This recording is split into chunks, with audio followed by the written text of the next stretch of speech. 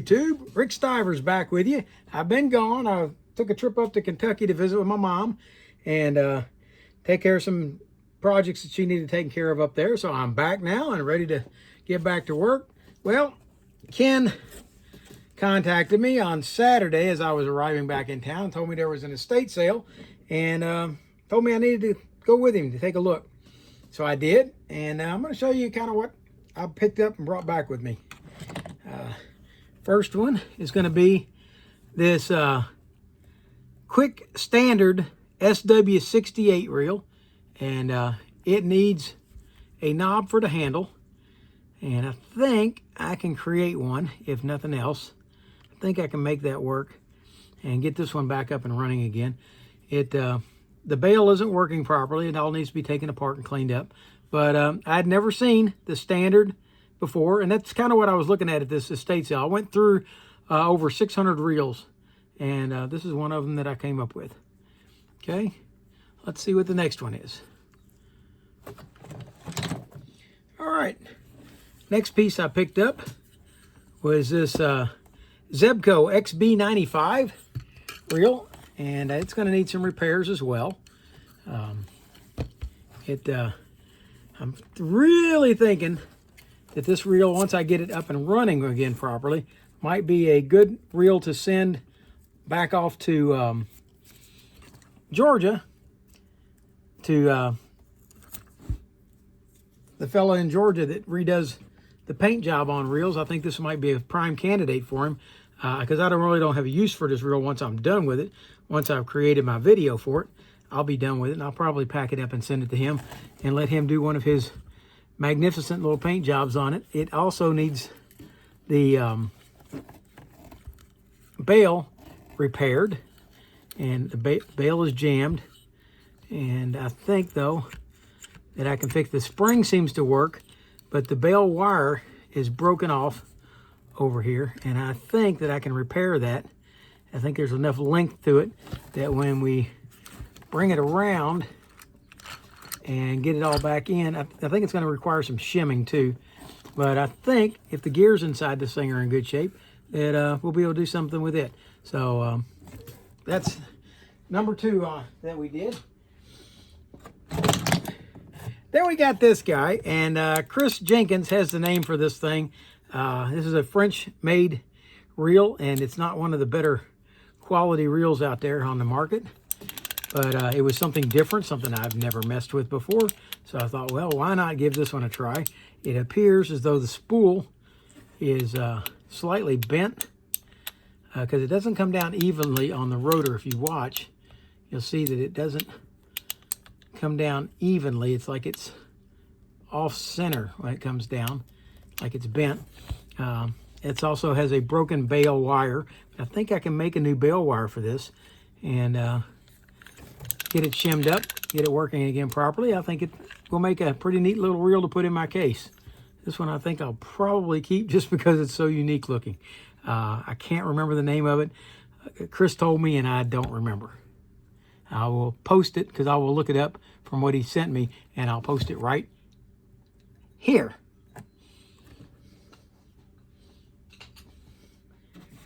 All right, next reel is this Bronson Savage. You guys know that I like these Bronson spin cast reels, not because they're high quality reels, but just because there's kind of unique looking. And I don't have one of this. I don't have the Bronson Savage, so I'm going to be doing this one, the 910, and it will go in my collection. I'm trying to get all of the Bronson spin cast reels collected up, one for each model, and so I picked that one up. And this one, I'm not sure how I ended up with this reel. It was not one I planned to buy. It's a South Bend quality tackle. I don't even know if I'll do a video on this one, but it was in the pile. Somehow it ended up in my bucket, and it was made as part of the deal when he looked it over. It's a number 550, and it works fine. There's nothing wrong with it. I'm just not a big fan of this style of reel. Yep. All right. Next, I have never seen one of these before. This is an Ocean City Sea Girt, G-I-R-T, Girt. And I've never seen one. It's an all-metal Appears to be a saltwater reel. Pretty heavy, well made. It actually runs just fine. But again, this is a Knucklebuster reel. It does have an anti-reverse. No, it doesn't. No, it's a straight Knucklebuster, but it does have a spool release. That's what it is, yeah. And this one's going to be kind of fun. I'm kind of guessing that this is a very early Ocean City reel. And suppose 250, that usually means how many yards of line it can handle. But yeah, I like this reel. I like this reel a lot, for considering it doesn't have a drag. But I'm definitely going to do a video on this guy. Here's another dam reel. This is the Spinfix, and it is a dam number 235, and I've never seen this reel before. Once I got it, then I looked them up on eBay, and yeah, they're out there. It's not a real high-dollar reel by any means, but it is made by Dam, and it seems to work pretty well. Let's see if I can tighten the handle down a little bit. There you go. Yeah, everything on it works the way it's supposed to. It trips. Look at how quickly that bail snaps back. It's a nice reel. The drag on it works. Everything on it is functional. The anti-reverse override works. There's nothing there that I dislike about this reel, except that it's kind of lightweight, but I do like this. It's a Dam Spinfix Special number 235. Definitely going to do a video of this. All right. What do we got here? This is a J.A. Coax, and I had one of these, or similar. I don't know which model number it is. Maybe it tells me on the bottom. There you go. Model 625. I may have already done the 625, but if I haven't, then I'll go ahead and do this reel. I've done a J.A. Coax that was this basic design, but I don't know if I've done that or not. This handle is really stiff. If you look, it doesn't want to rotate. It's really going to probably need is a little heat on the handle and some more oil in here, and it'll probably loosen that right up so that it spins easy. But the reel is functional. Every part of the reel works as it's supposed to. Yeah, still spinning just fine. Let's see if we got a clicker. Well, the clicker does not seem to want to work. I did move it just up. Yeah, it's trying to work, but I think I can free that up. But yeah, J.A. Coax number 625. Pick that one up. If I haven't already done the 625, we'll do a video on that. Okay, this is the reel that got me excited.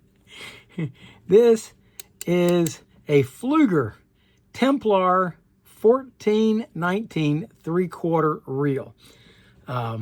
This thing is a beast. I was really surprised when I went to pick it up at how much this thing weighs. It really, to me, I'd have swore it was a 5-pound reel. I really would. It just was so incredibly heavy. For comparison, this right here is the Supermariner, pin number 49. The Supermariner 49, and it weighs maybe half of what this Fluger weighs. This Fluger is incredibly heavy. I thought it weighed like 5 pounds, but I went and weighed it on my postal scale, and it actually only weighs 2 pounds, 11 ounces. But it's a really, really heavy reel. I really like it. This knob is jammed up. I think I can probably free that up, get some oil into it. The clicker on it works. Everything on this reel works except for this knob spinning. The drag functions perfectly. It does what it's supposed to. I love this drag knob with the balls on the end. This thing is really nice. And I'm not sure why. Oh yeah, I do. I do know why. Look at that. This actually keeps you from going too far each way on the drag. Okay? Or unscrewing it. Look, it has a screw right here. Look at that screw. And that screw comes over and hits on a stop on the handle. Look at that. Can you see it? I don't know how well you can see that in the video. There you go. There's the handle. And that screw hits that stop right there to stop it. so that you can't unscrew it too far. Very nice reel. I think this thing's really cool. We're definitely going to do the video on this one. This one I'm not letting go of. It's going to go in my case. It's probably not a practical reel for me to ever go fish. A lot of the chrome is missing, especially off of the crossbars. I'm thinking I might strip them all the way back down to the original copper and just leave them at the copper finish on the crossbars. Really nice reel. I like this thing. Okay, and I thought I had probably done just about all the Shakespeares, but I was wrong. Here's a Shakespeare 1850, and I've never done this one. So it needs a new handle. I can take care of that. This one is frozen up. It does not move at all. So we're definitely going to have our work cut out for this. This one's going to go into the collection. I'm trying to get one of each of these spin cast reels for Shakespeare, and yeah, see, it's all loose, but yeah, it's jammed. This is going to be Dan Selvig. You'll like this one, right? Okay. Next, I got this guy. Okay, it is the Damn Quick 550N, and it doesn't seem to be as nice a reel as that Super 500 that I did, but it is a beast of a reel. I'm going to try to get it up and running, and it might actually make a trip to the coast this weekend. My grandson is planning to go down and do a fishing trip on the coast, and I might try to get this one ready and send it with him, let him take it down and use it on the beach. Nice reel for $5. That's basically what I gave for each of these reels.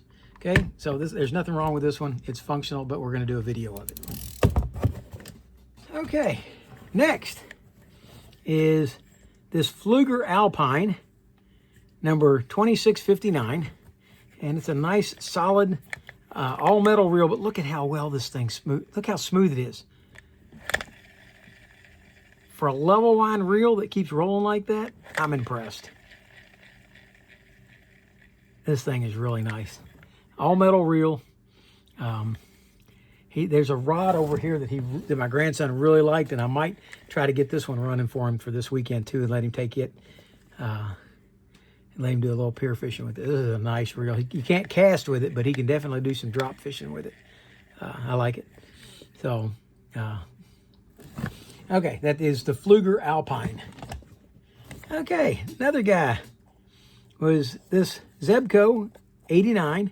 And it is in really, really rough shape. It's missing the handle. It appears that it is locked up and needs a lot of work. But it looks like it actually sat in water like that for a while. See the ring, the water line? Yeah, like somebody left it in the bottom of a boat that had water in it. And yeah, it's probably going to take some work to get it up and running again. All these price tags I'm tearing off, they are not what I paid. They were the prices they were asking on day one of the estate sale. It was supposed to be a 50% off of those prices, but I got an even better rate than that. So I didn't pay more than $5 for any reel I've got here. So, but yeah, this one is all jammed up. It's going to take a lot of work, but it's going to be fun to do. Now, somebody out there might cry about this. I have two perfectly functional Airx reels. There's nothing wrong with either one of these reels. They do everything they're supposed to. This one's tied up with line at the moment. But there's nothing wrong with these reels. They perform perfectly. They do everything they're supposed to do. If I can get the line out of it.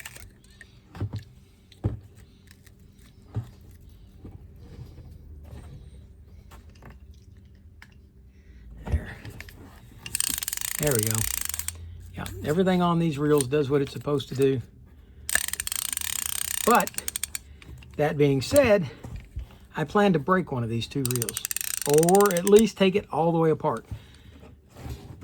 No one on the internet, as far as I've been able to find, has ever managed to take the rotor off of one of these reels. Closest we've ever gotten to it is taking the spool off. And I believe it may be pressed on, it may be screwed on. I really don't know how the daggone things are attached. If I have to take and put this thing on my bandsaw and cut it in half, I'm going to find out how this rotor is attached to this reel. And I think I've got a broken one of these sitting around here somewhere that I was going to fix. And if that's the case, if I do have a broken one, then I won't have to break one of these two perfectly good ones. But one way or the other, when I'm done with these two reels, I'm going to know how, if at all possible, to take that rotor off. So that's my plan. All right. Next up is this guy, and I don't know if you can see it. This thing says that it is a Bronson Coax reel. It's written along here, and let's see. Tell you what, let's do. Let's go ahead and give it a shot for WD-40. And take a brush and brush this handle.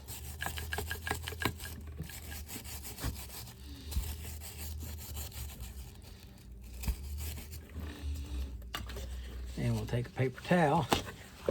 Not planning to do a full cleanup on this. I just want to be able to read the info on it, if at all possible. Okay, there we go. It says Bronson Coax Reel, made by Bronson Reel Company. Okay, so nothing on there about a model number. It does have a patent number.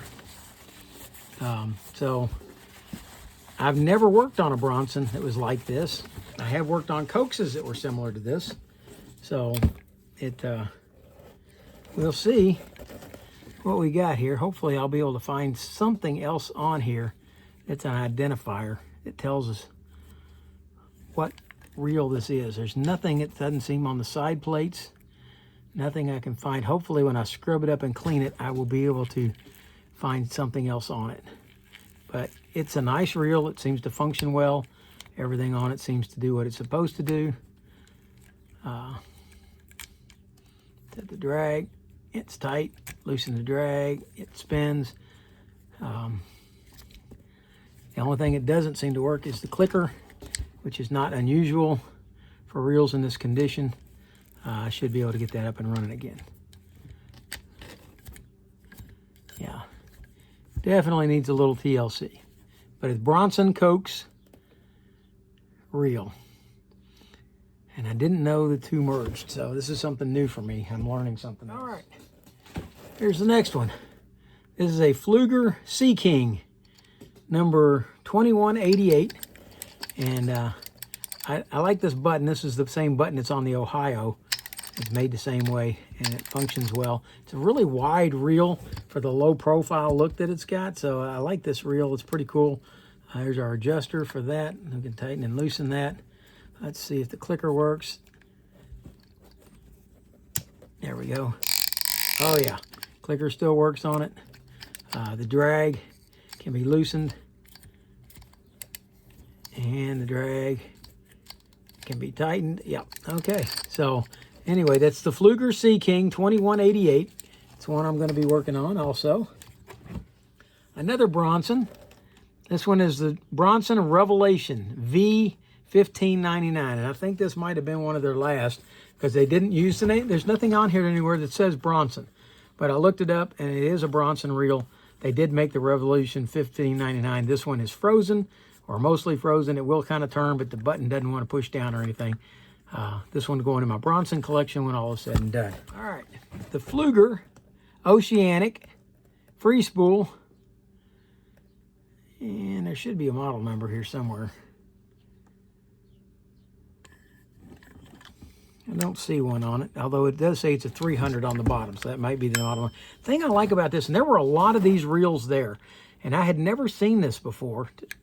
That shows my inexperience with these older reels. This is a wooden block that's on here, and this wooden block is pressed up against the spool to act as a brake. And I just think that's as cool as can be. He had a bunch of these reels that did that. I only purchased one that was like that. I may end up making a trip back, although he said he was getting rid of everything by the end of the day that day. So I might have gotten all I can get from that source. But I did go through a ton of reels. But anyway, this one, yeah, this is the Fluger Oceanic free spool reel. It's a 300 reel size. And it's not as smooth as a lot of other ones. There's some gear noise there. The free spool works, does what it's supposed to. The clicker does what it's supposed to. The brake does what it's supposed to. So mostly it just needs to be cleaned up. We're getting close to the end. Of course, I did show you this a while ago. This is the Penn Supermariner number 49, and this one is pretty much shot. I did buy it for the parts because it feels like the gear train in it is still in good shape. The levers here, they'll clean up okay. They're just dirty, I think. I don't really think the chrome is in bad shape on those. This chrome ring out here is all shot. Half of the screws are gone. Half of the bars are gone. It should be double barred across there like this is right here. So I'm missing that bar. I'm missing that bar. I'm missing this bar plus all those screws. So yeah, there's a lot missing to this reel. I bought it for parts, but I figured if I get one part out of it I could use on some other reel, I've made my $2 on it. So yeah, see, it was normally $4 at 50% off. That was a $2 reel. So I definitely wanted it for $2. Okay, another Shakespeare. This is the $17.99. I thought that I had done this reel, but when I checked my library, it didn't seem that I did. Maybe I have, and I just didn't see it on the library. But this one is functional. The handle's in beautiful condition for a Shakespeare. These Shakespeare reels, the handles usually go bad on. This one here looks magnificent. The anti-reverse override works. The anti-reverse works. The button clicks. Everything on this reel functions as it should. I could probably just put this one away just like it is, but we're going to clean it up, service it, and put it in my cabinet. Okay, the RX Vagabond. Now, I've already done a Vagabond video, but the Vagabond video I did was missing this bail wire. I didn't have that part. So, and I think it was also missing a handle. And to me, if I can get the handle and the bail, it's well worth it. We're going to see if we can't get a good functional RX Vagabond model number 1 up and running out of the pieces that I've got. This was a new one on me. I had never seen a Casty reel. It's made by Clarkson Company in Belmont, California, and I'd never heard of it. I think it's kind of a neat reel. It's all metal, aluminum. Let's go ahead and get rid of this over here. It's got a wooden knob for a handle. Could stand to be repainted. The entire reel could stand to be repainted. And it's not a collector piece. These things sell on eBay for $15 to $20. Nobody seems to want them. So since it isn't something that anybody wants to collect, I'm really thinking that this reel would be a prime candidate for me to do a repaint on. I would like to repaint this reel in some kind of snazzy colors to something that makes it pop, something that makes it, you know, spring out to where you can see and go, oh, wow, that's a neat reel. What is that? And it may, by the time I get done, it may be a clown reel. Who knows? But I think I'm going to do something like that. The problem is I don't have a good enough hand to be able to do this, keep this engraving cleaned up properly. So I'm not sure how I'm going to do that. I might have this part over here on this side stay black and color everything else something else. But I don't know. I think it'd be a neat reel. It functions beautifully. It does everything. I am going to do a full video on how to take this apart, how to clean and service it inside, how to do the drag washers. The drags on it seem to be working, and but I don't know that I'll ever fish with it. I just kind of want it to be something unique. And so anyway, that's the Casty. All right, I have done the Ocean City 112. I'm almost positive that I have a video for the Ocean City 112. I'm pretty sure the one I bought in North Carolina was the Ocean City 112. And I'm pretty sure that's what that was that I did a video on. And, well, it's not, well, maybe it's not engaging because of drag. There we go. Look at there. Okay. Click that off. And I just thought it looked lonely sitting in the bucket, so I threw it in. I figured if I was going to pay $5 for it, it was going to be worth it.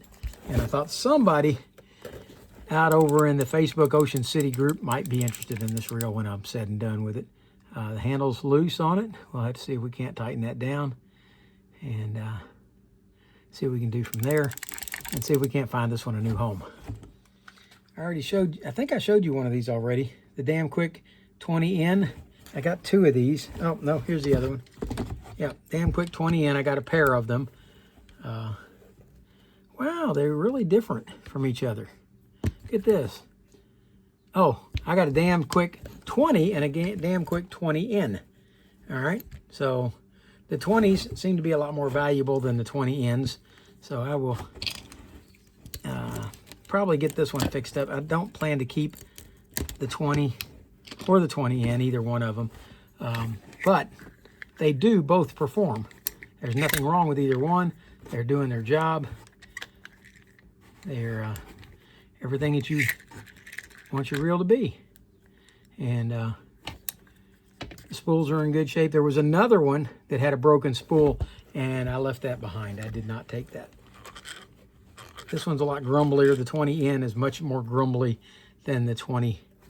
So, and last but not least, I have this reel, and I'm not sure what I have here yet, but this was in the parts box, and it appears from all I can see to look at it that it is an Abumatic reel that is made like the one that Chris Jenkins sent me.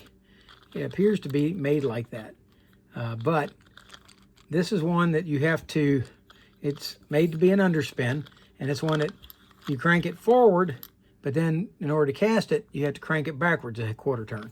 So I don't know if somebody didn't know that when they set it up or what, but they didn't have the handle tightened down properly, the spool. But I don't know what model it is, but it appears to be an Abumatic reel. The label has gone off the side. There's nothing on it. It does say it's a product of Sweden. That's the thing that stirred me first, that and the appearance to it being an Abumatic. So I'm going to have to do some research and see if I can find out what this one is. I'm not a big fan of the Abumatics. I will probably get rid of all my Abumatics when it's all said and done. But they're kind of neat reels. They're kind of fun to work with. And we'll see if we can't find that one at home. All right, so that pretty much finishes up everything with the reels that I picked up this weekend. Now, Ken got some more reels. One of them he got was a one of the very first little Zebco reels that they sold, the little aluminum bodied one. The one that it's got 3 different spinner heads. One's a black, one's a red, and one's a tan. Well, the one that I found in the parts box was a tan one. Ken was standing over my shoulder, and he said, are you going to want that reel? And I started laughing. I said, would you like to have this reel, Ken?